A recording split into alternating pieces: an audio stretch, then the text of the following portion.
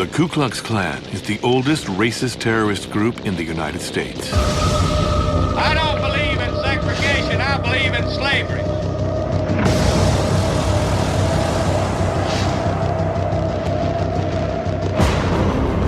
Created after the Civil War, the Invisible Empire transformed into a violent militia bent on terrorizing freed former slaves. The anti-black, anti-Semitic, and anti-Catholic Klan had enlisted more than 4 million members in the 1920s before disappearing.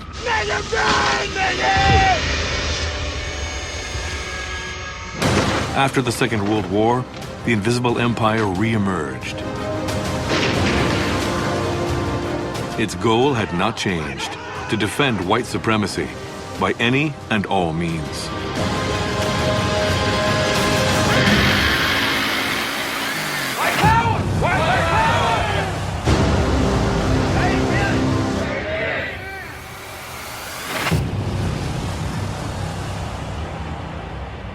Klansmen from the Ku Klux Klan!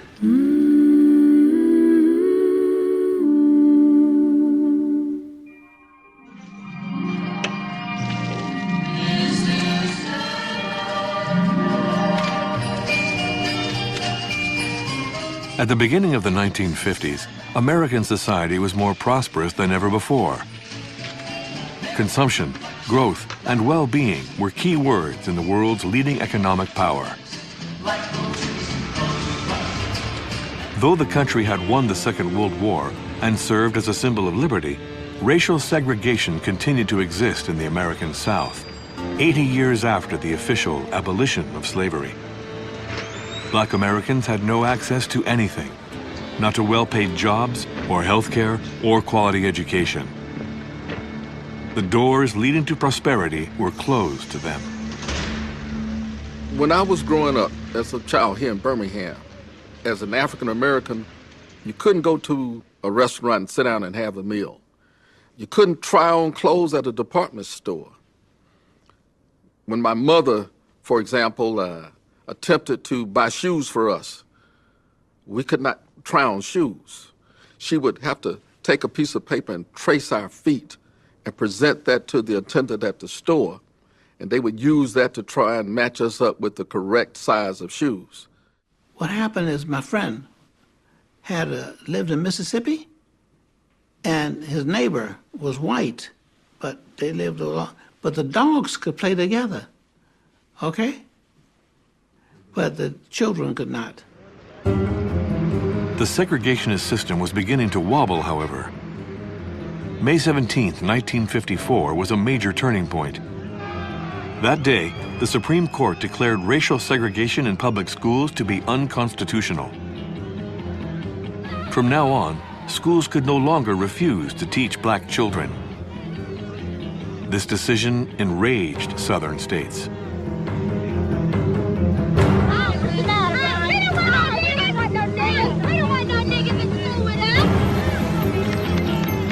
The Klan, which had 4 million members in the 1920s, had practically disappeared. The threat of desegregation revived it. The Invisible Empire once again drew in thousands of supporters wearing the pointed hood.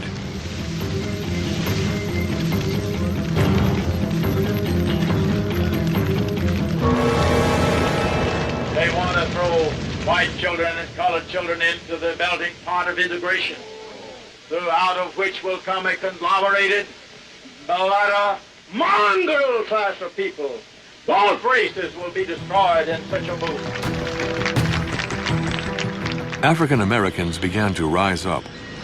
The civil rights movement was seeking justice. In December 1955, Rosa Parks refused to give up her seat on the bus to a white passenger.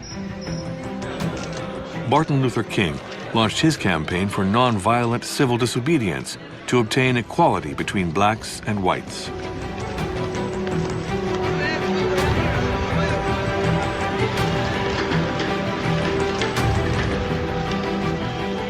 The movement was pacifist, but the police response was not at all.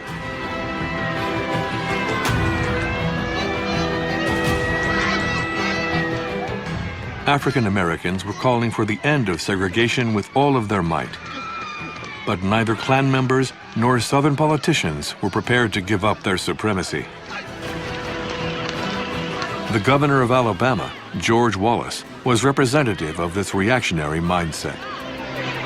In the name of the greatest people that have ever trod this earth, I say segregation now, segregation tomorrow, and segregation forever.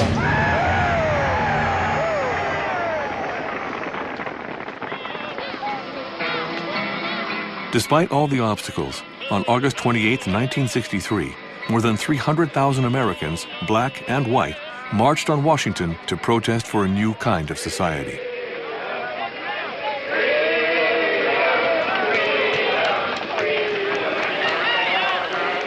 It was a unique moment in the history of the United States. Martin Luther King shared his dream for America. Ladies and gentlemen, your attention, please. I have a dream that my 4 little children will one day live in a nation where they will not be judged by the color of their skin, but by the content of their character. I have a dream today. Free at last, free at last. Thank God Almighty, we are free at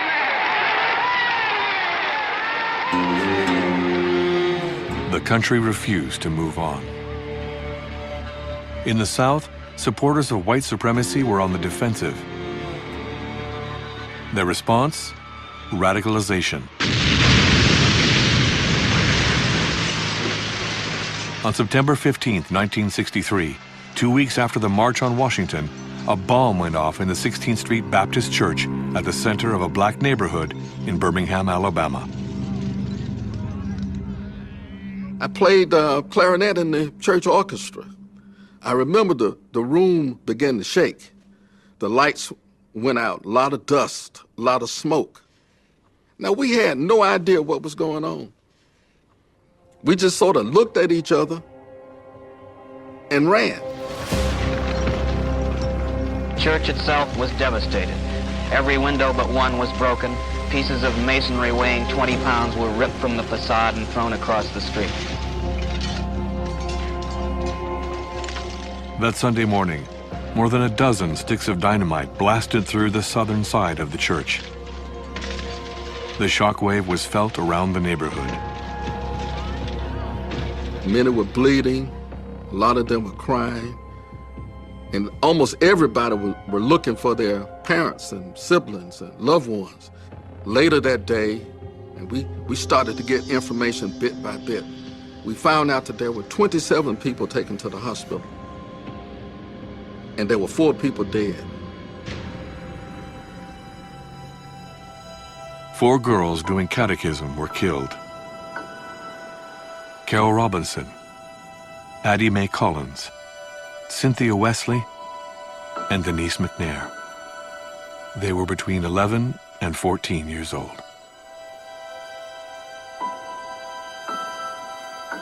4 precious lives were taken. Addie, Denise, Carol, Cynthia. My friends, who were basically 3 rooms down from where I was, lost their lives. They found them under the rubble.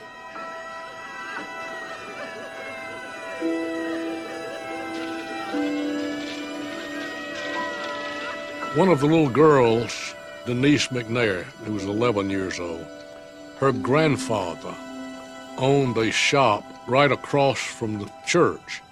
The explosive effect of the bomb damaged all the shops around the area.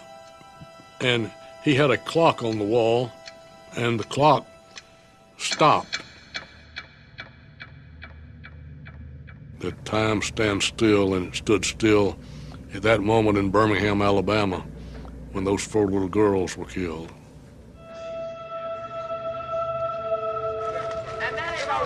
Birmingham had come to be known as Bombingham because of how frequent attacks had become since the 1950s. But this time, the location and the victims' youth shocked the country.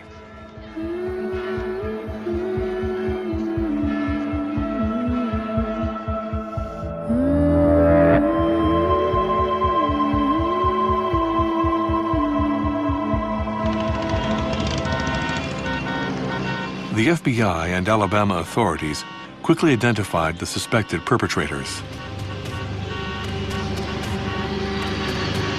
4 members of the local KKK were questioned, including Robert Chambliss, known as Dynamite Bob. Very shortly after the 16th Street Baptist Church bombing, the FBI developed information which turned out to be true about who had actually carried out the bombing. They sent this file back to Washington, to the FBI headquarters, but the head of the FBI, J. Edgar Hoover, refused to forward that file to prosecutors in the Department of Justice. So it lay there for years and years and years and years. So in effect, FBI agents in the field knew who the killers were, knew who the bombers were, but because of the leadership of the FBI at the time, none of that information was prosecuted until decades later. Robert Chambliss, who committed the bombing, was convicted of possession of dynamite. He would do just 4 months in prison. The other suspects were not prosecuted.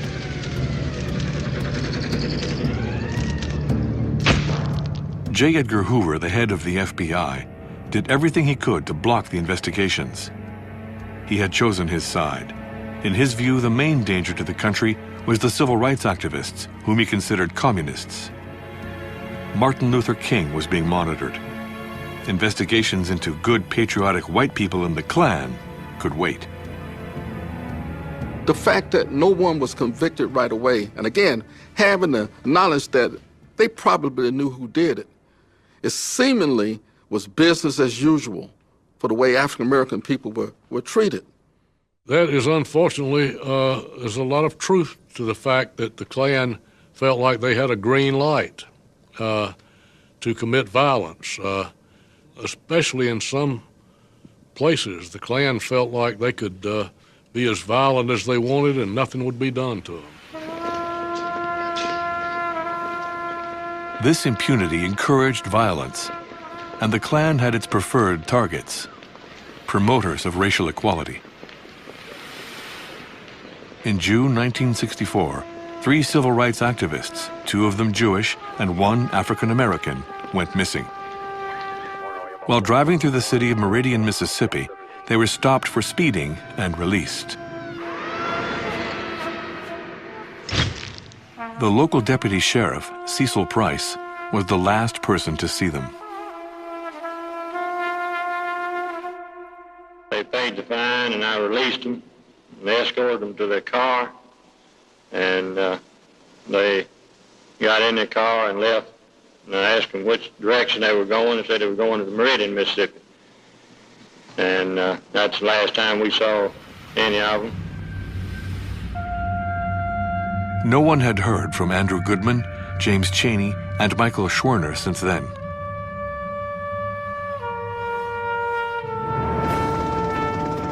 An alert went out. Mississippi had a reputation, the most racist state in America and the heartland of the Klan. On June 23rd, 48 hours after their disappearance, their car was found. The car was empty. It had been burned out totally. It was examined closely by a forensics expert who could not find any evidence related to the crime.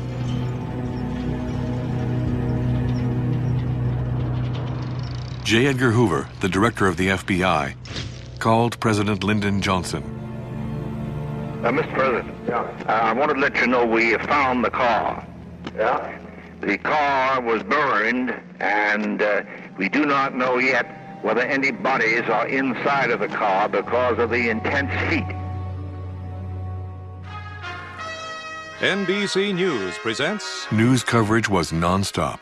The victims' families used it to appeal to viewers. A special report on the 3 workers for civil rights still missing in Mississippi.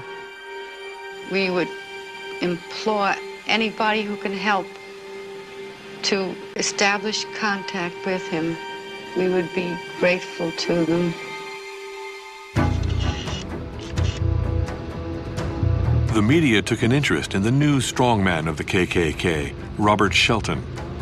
Always seen driving his late-model Cadillac, Shelton was an excellent organizer. He managed to bring several Klan factions together within the United Klans of America, which he led.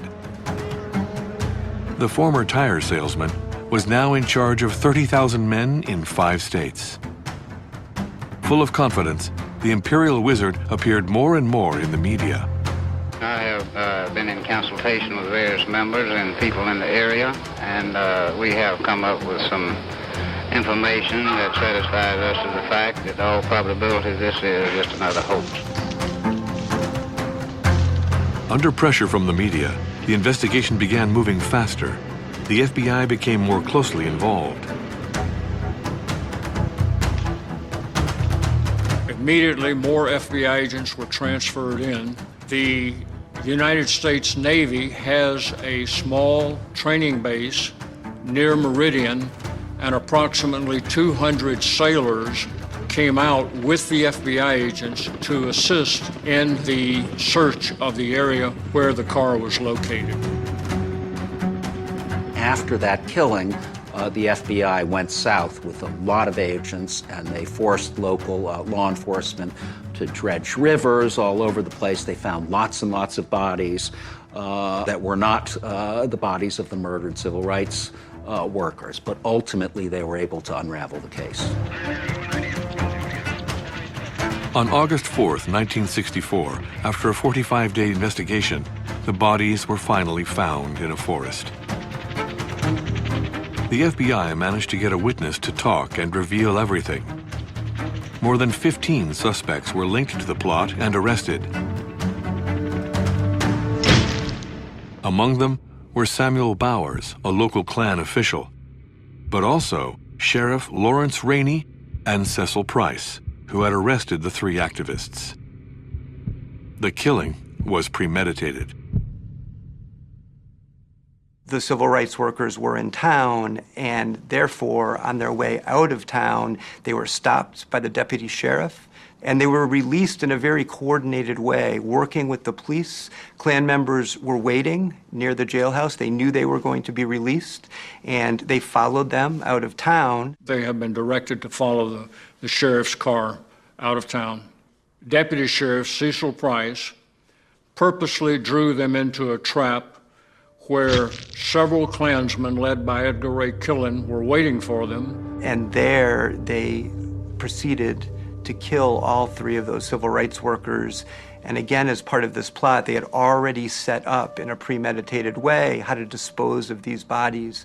They placed the station wagon that the civil rights workers had been driving in a swamp fairly far away from the site in which they were murdered, and they had bulldozers ready there to have the bodies buried in an earthen dam nearby in the county.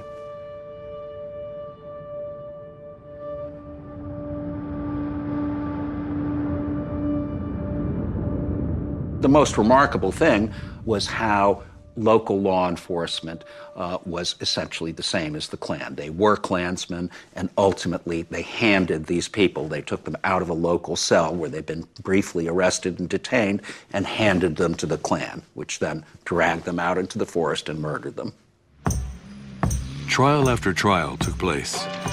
The criminals who arranged the arrests of the activists, committed the murder, and hid the bodies with a bulldozer were repeatedly arrested and released. In Mississippi, white juries rarely or never convict for crimes against black people.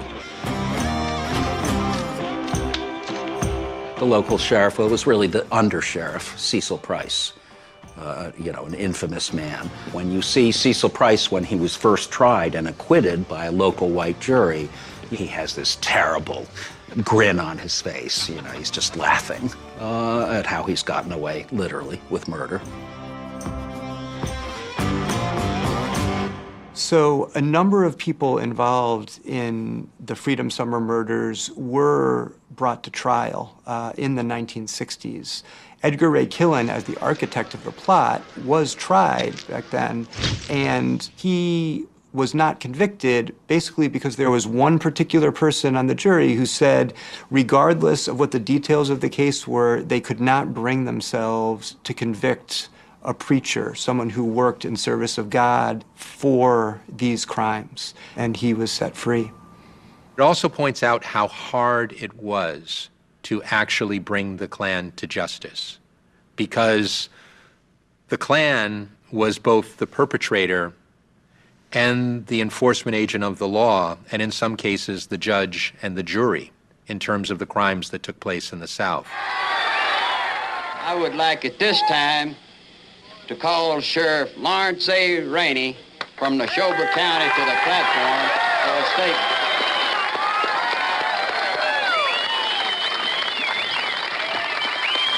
Adding insult to injury, suspects, including Sheriff Lawrence Rainey, were welcomed as guests of honor at Klan meetings during the trials. No, I was just down here. I've been accused by the FBI, by the Klan and everything, and so I come down today to see the head men and investigate it and see what there was to it. I met some of the best fellows I think are in Alabama and Mississippi and other places. For a cold-blooded murder, the 17 suspects risked the death penalty or life in prison. In the end, only 7 of them were convicted for a maximum of 6 years. Thank you. Let's give him a hand if you're glad he got on this platform. A true great white America. Nothing seemed to stop Klan violence. Threats, terror, and murders continued to take place.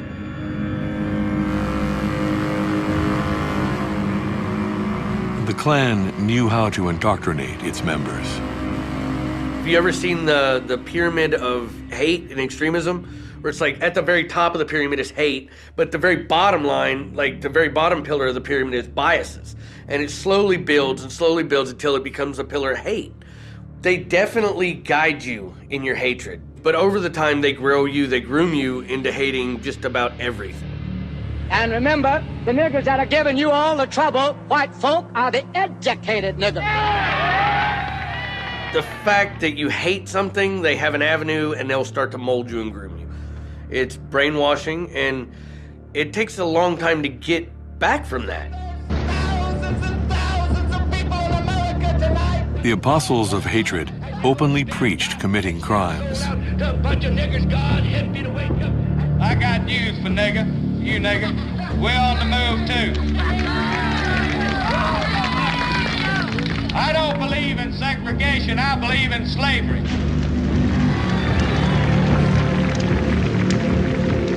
But in 1965, yet another murder in Alabama began to shake things up. On March 25th, Viola Liuzzo, a white woman activist, accompanied a young black man and fellow demonstrator home.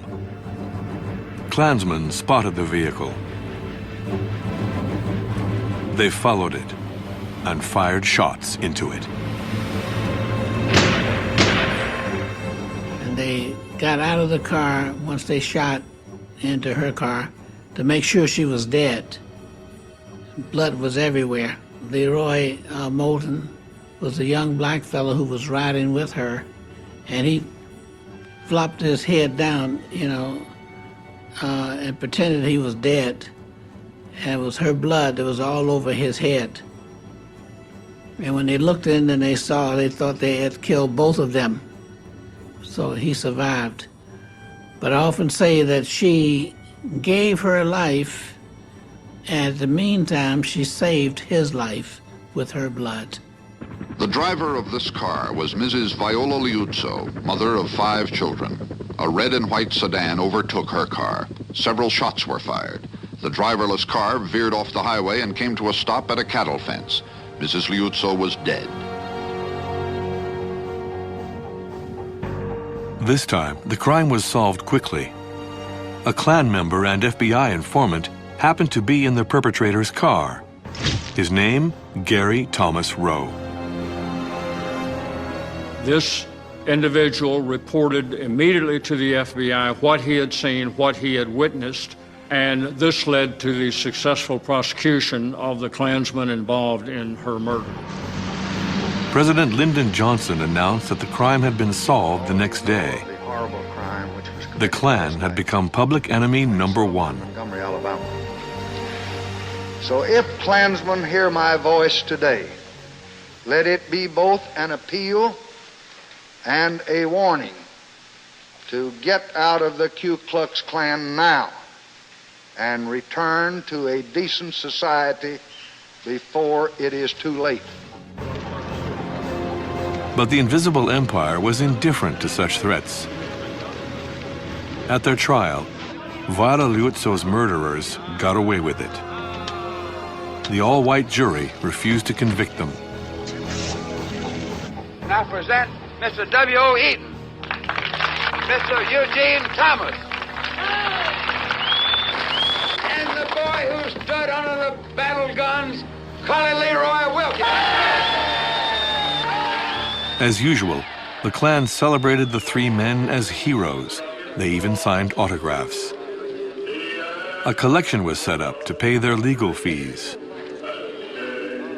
They would later receive minimal sentences for their crime.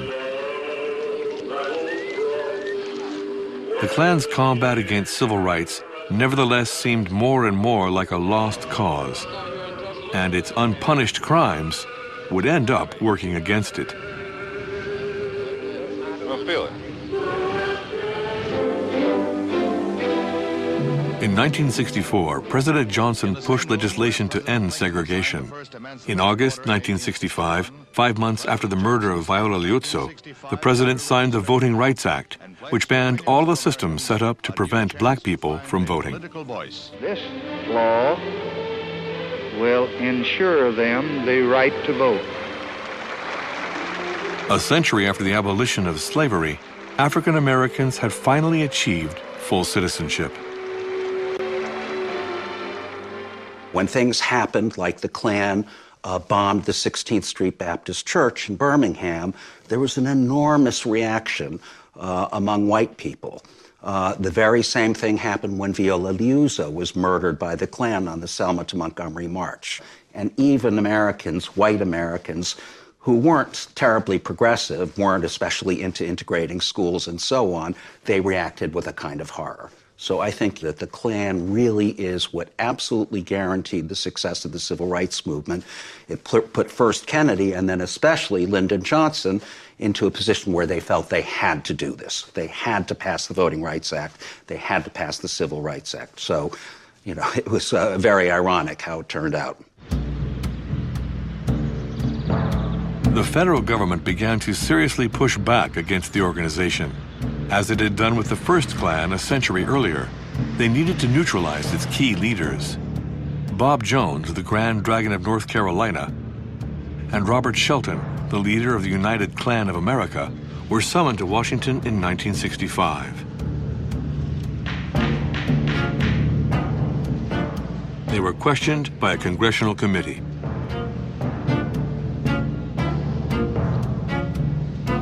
The Grand Wizards refused to provide the information asked of them.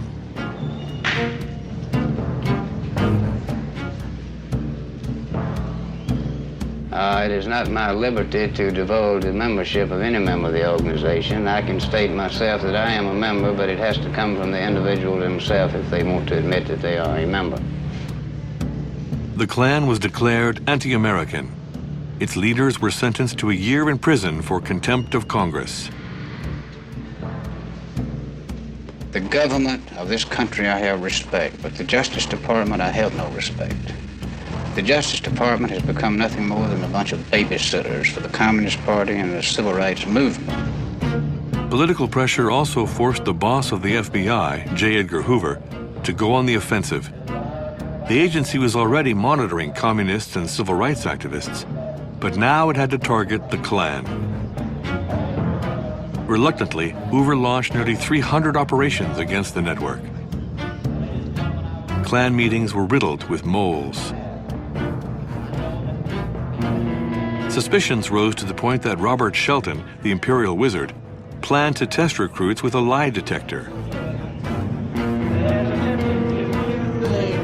The the FBI also launched a less-than-legal operation called COINTELPRO. That's short for Counterintelligence Program. We used that some in Iowa against the Black Panthers. We used it in Mississippi against the Ku Klux Klan. Very successful. It was, in my opinion, it was a good program. They were mostly rumors or anonymous letters that, Miss So-and-so, do you realize that your Ku Klux Klan avowing husband is not attending Klan activities at all? He's going out with his girlfriend, your next door neighbor or something like that, to create hostility among the Klan members, to destroy reputations, and to make them ineffective in their political activities. If all you FBI agents want to check the Klan and investigate them, I live on 209 Mendota Avenue, Lexington, North Carolina, and my name is Roy Woodle, and I'm not ashamed to be a Klansman. Amen.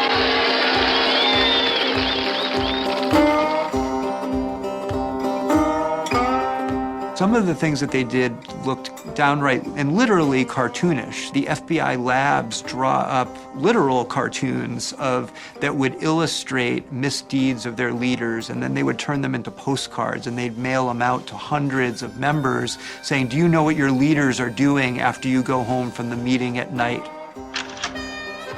Do you know what your leaders are doing with your money? These tended to be crudely drawn cartoons. They weren't elaborate. They tended not to be drawn in color, so they were kind of black and white drawings. It would show a sheep being lifted up off of someone's head and says, someone knows who you are. So it would be trying to build up anxiety within Klan members by saying that you're being watched, you're being monitored, and you could be exposed at any time. Under pressure from federal agents, the Klan, which had 15,000 members in 1967, lost 70% of its membership in the early 1970s. Times had changed. The culture of impunity was over.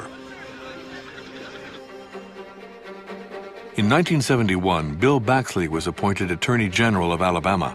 He decided to reopen the investigation into the bombing of the 16th Street Church in Birmingham. Soon after, he began receiving threats.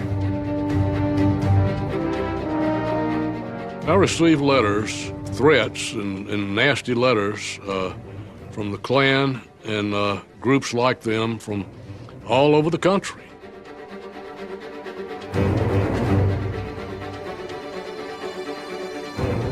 I did get one nasty letter saying that I was persecuting white patriots. By doing this investigation. They demanded an answer to this letter they had sent me, the Klan, and I said my reply is, kiss my blank, blank, blank, except I didn't put blanks.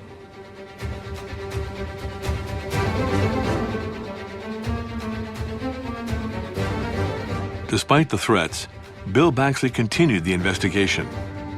Hoover, the FBI boss, was dead. Certain classified files finally resurfaced. The Attorney General quickly got back on the case of Robert Chambliss, Dynamite Bob. To convict him, the Attorney General managed to track down a key witness, Curtis Glenn, a woman who was in Birmingham the day before the explosion.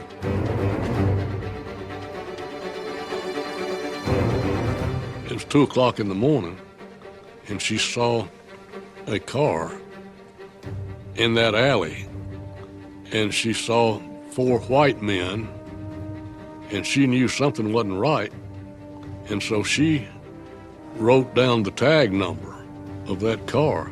And the next morning, when the bomb went off, she called the FBI, and they carried pictures out to her, and she identified Robert Chambliss.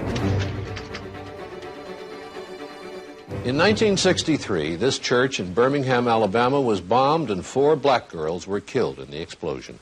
Now, 14 years later, a criminal indictment has been returned in the case, and the white man indicted is 73 years old.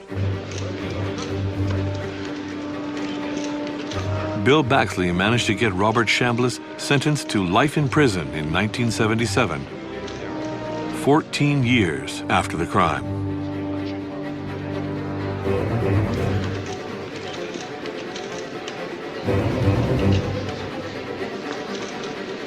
Certainly we know, Chambliss wasn't in it by himself. We know who else was in it, and you just have to take them one step at a time, but we will go back and get new indictments against the other people, and we will have other trials. The families of the victims of the little girls were ever able to say it was a good day.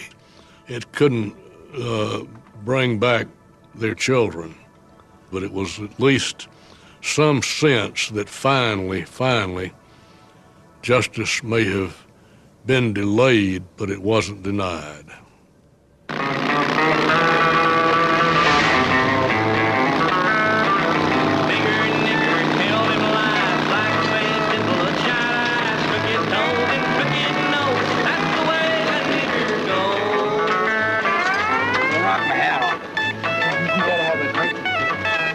White power! From our factory. Fellow Klansmen, fellow white people. It's good to see all of you here tonight. Good to see everybody from all over the country come here to stand up. By the 1970s, the Klan had shrunk to a few thousand members, most often people who were marginalized or excluded from the system. Money was tight.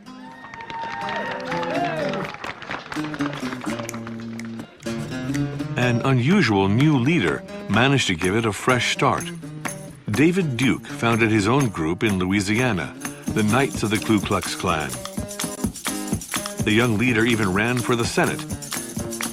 This imperial wizard turned out to be a media wizard as well. We need a voice for our heritage, ideals, and interests. It's only fair if things would have evened up a bit. We do need a real voice for the majority. Let's elect David Duke Senator, District 16. Duke wanted to give the Klan a respectable front and to break with its inflammatory past. Now, I think most of what you call the Klan atrocities and so forth, I think most of it is a media creation, a Hollywood creation. The Klan is becoming a political organization. We're becoming a political movement. Oh, I think he's the greatest. They don't come any better. He's great in every way. David Duke initiated this idea of a new and different Ku Klux Klan. So it was Duke who talked, for instance, about taking off our robes and our conical hats and so on and putting on business suits like other business people. So Duke attempted to, and to some extent was successful in trying to kind of reposition the Klan as a responsible organization. You know, we don't hate black people, we just love white people. The American white people are searching and are reaching out for a movement to carry forth their ideals and their values, the dreams that they carry in their hearts. And the Ku Klux Klan is that movement. Duke's choir boy looks concealed a dangerous revisionist and a fan of Hitler.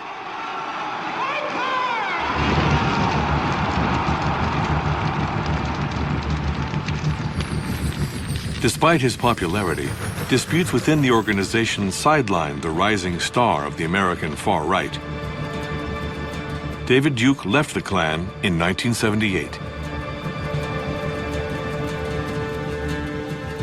He managed to make the racist organization more acceptable, but terrorism was still part of the Klan's DNA.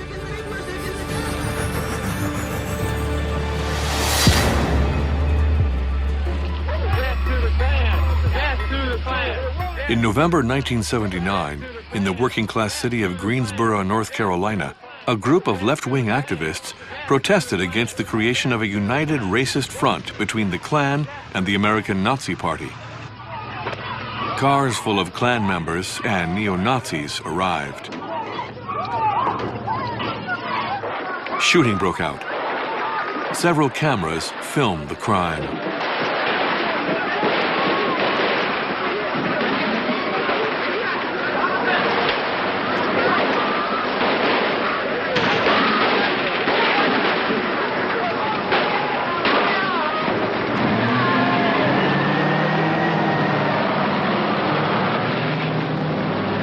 In In just 88 seconds, 5 anti-racist activists were killed.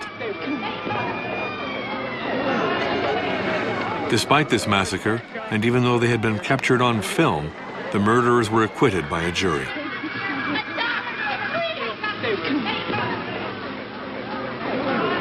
At the beginning of the 1980s, the Klan had once again managed to thwart justice.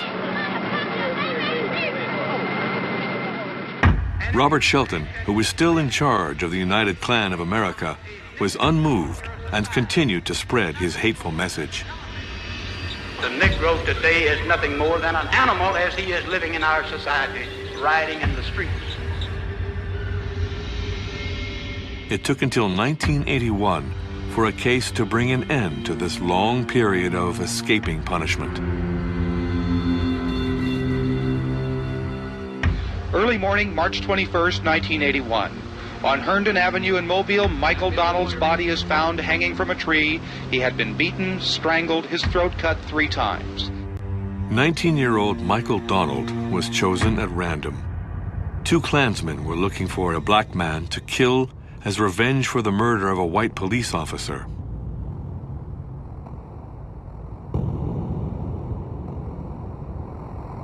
This was the classic definition of terrorism, right? It wasn't merely killing a man because you hate the man or whatever it may be.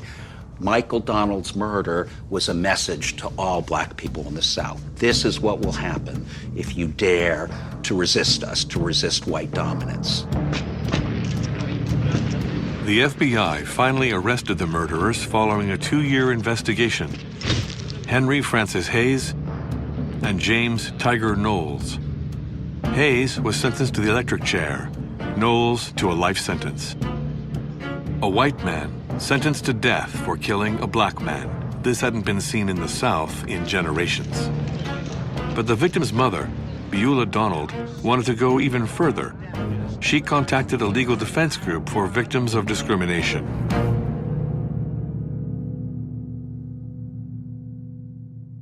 Michael Donald case became extremely famous because a lawyer named Morris Dees and the Southern Poverty Law Center filed a civil lawsuit against the Klan group itself, not merely the individuals, as well as the leader of the Klan group and the actual killers, and basically made the argument in civil court that the Klan should be held liable for the criminal actions of its members, that they had in effect been pushed to do this, that the organization itself had been a part of it. And the end of the story is that ultimately the jury agreed, and they levied a fine of $7 million against the United Klans of America. What this did, in effect, was bankrupt United Klans. So Robert Shelton had to give up the whole compound he had built up that became a retreat space and an organizational space for United Klans.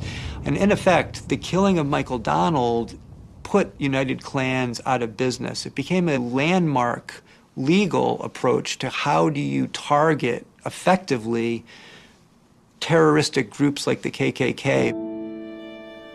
The verdict was historic. 7 years after her son's death, Beulah Donald finally got justice. The main Klan organization was bankrupted. Like so often in the United States, the most efficient way was to go for the wallet. All of the property belonging to the United Klan of America reverted to the Donald family. Robert Shelton lost his kingdom. I don't have any comments, just move, please, and I'm fixing to go home. Though the United Klan had been convicted, the Ku Klux Klan itself had not been outlawed. Freedom of expression and association guaranteed by the American Constitution made sure it had a permanent outlet. Gradually, the Klansmen traded in their hoods for military gear and swastika tattoos. They linked up with neo-Nazis and all sorts of right-wing militias. Powerful ties bound them together: white power and anti-Semitism. Beginning in the 1970s, you began to see explicitly Klansmen working with neo-Nazis. And it was at that time, in the 1970s through the 1980s, that this idea that the country was run by Jews came to be accepted all the way across the radical right. So the narrative came up that the federal government was Zog, the Zionist-occupied government. And it's that really symbolizes these movements coming together. So now today, when you see a big demonstration by the radical right, very typically you will have Klansmen and Nazis arm in arm marching together.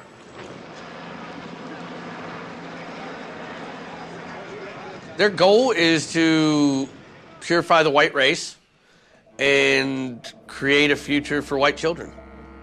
Basically, they want their own state. They want to have an all-white sovereign state inside of the United States. Their goal is racial purification.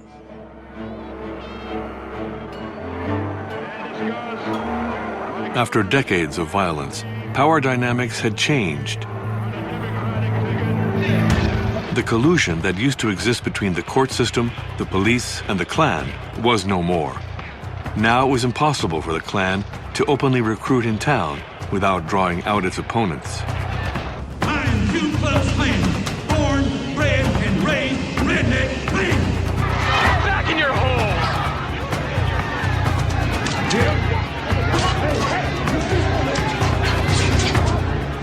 They mainly indoctrinated people through the internet. When it came to taking action, they began to rely on a new strategy, the lone wolf.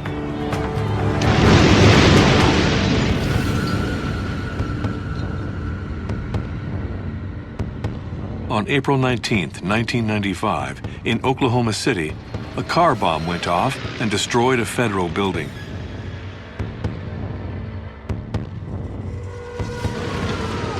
There were 168 deaths and nearly 700 wounded. It was then the deadliest terrorist attack to ever occur on American soil. The terrorist was Timothy McVeigh, a former soldier and former member of the KKK. He had only 2 accomplices.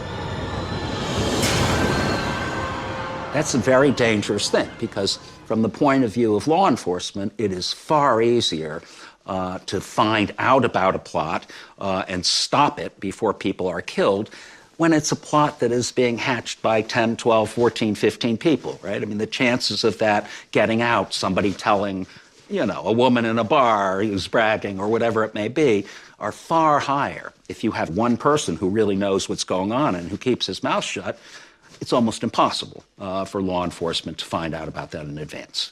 So, you know, the kind of terror we're seeing today as a result of all of this is much more scary. It's much more difficult to stop. You have domestic terrorists and you have international terrorists. And so right now, the domestic terrorism in our country, in America, is starting to be as bad, maybe worse, than foreign terrorists. Timothy McVeigh was sentenced to death and executed in June 2001. In the 2000s, the American justice system finally began opening up about the country's sinister racist past. NBC News in depth tonight, almost 40 years after the crime, deliberations in a murder trial that became a terrible symbol of race hatred in America. Several classified cases were dusted off. Robert Chambliss's accomplices, who killed 4 young girls during the church bombing in Birmingham, were arrested and convicted. Millions of Americans remember where they were when they heard that 3 civil rights workers had been found dead in Mississippi. Edgard Killen, one of the murderers of the 3 civil rights activists in Mississippi, was sentenced to life in prison. At last, the winds of change seemed to be blowing over the United States. The election of Barack Obama in 2008 seemed to confirm this trend.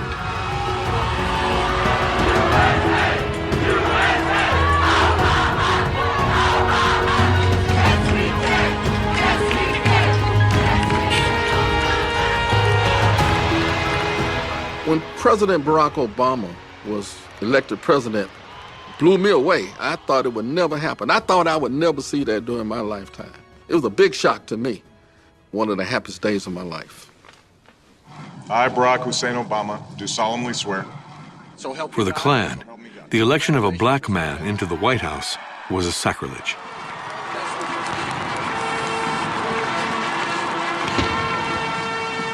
When Obama was elected, I'm sure their heads exploded.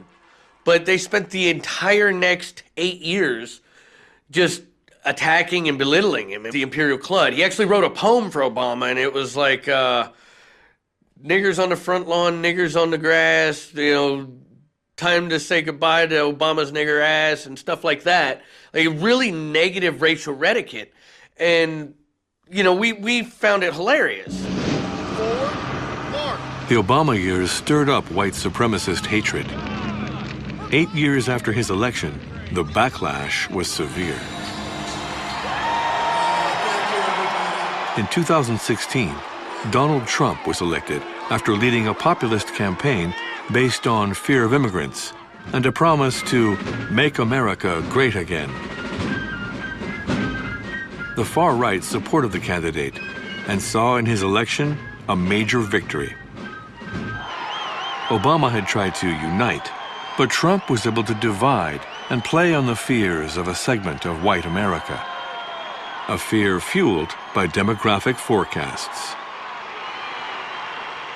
Our Census Bureau has predicted that within about 25 years, white people in this country will become just one more minority. They will sink to below 50% of the population. And this has driven this racial panic in this country, the idea that white people will be just like brown people, like black people, another minority. And it's out of that whole idea that white people are being dispossessed. The country that we white people built for our posterity, our white children, is being stolen from us. And so this has ultimately culminated in the idea of a white genocide, that white people are being killed or replaced.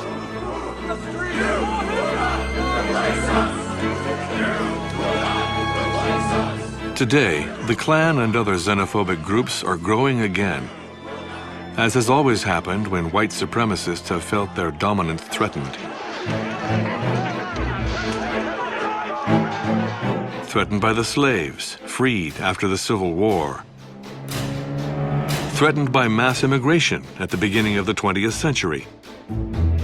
Or by the end of segregation.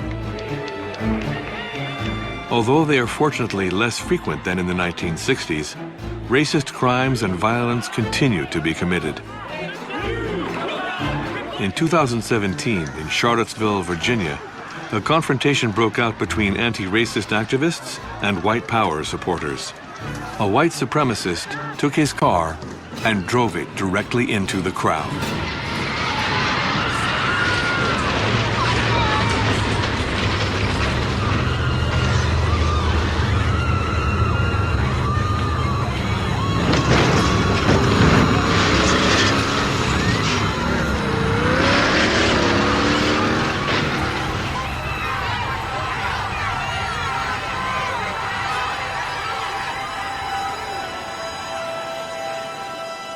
A young woman was killed and 19 people injured.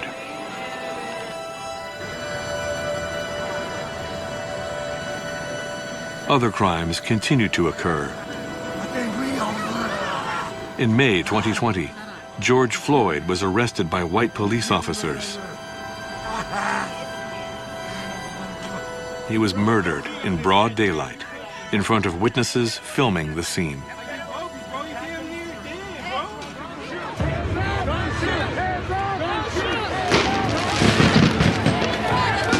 America was up in arms.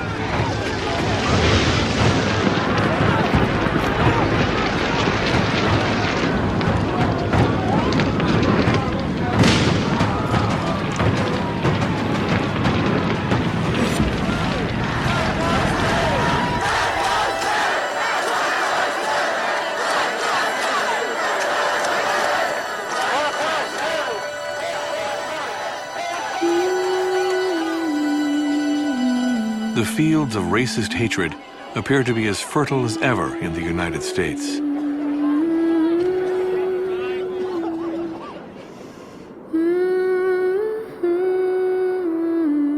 Active Klan membership is today estimated to be close to 6,000. But white supremacist groups have diverged into an infinite number of organizations. 150 years later, America has failed to cast out its old demons.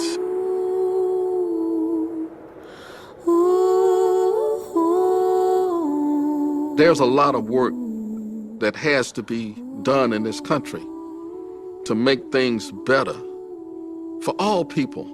Sometimes I wish there was another Dr. King. I think the story of the Ku Klux Klan is a part of the American story, but it's a very disgraceful part. We must be vigilant to try to stop it as soon as it rears its ugly head. Laws were changed as a result of the civil rights movement.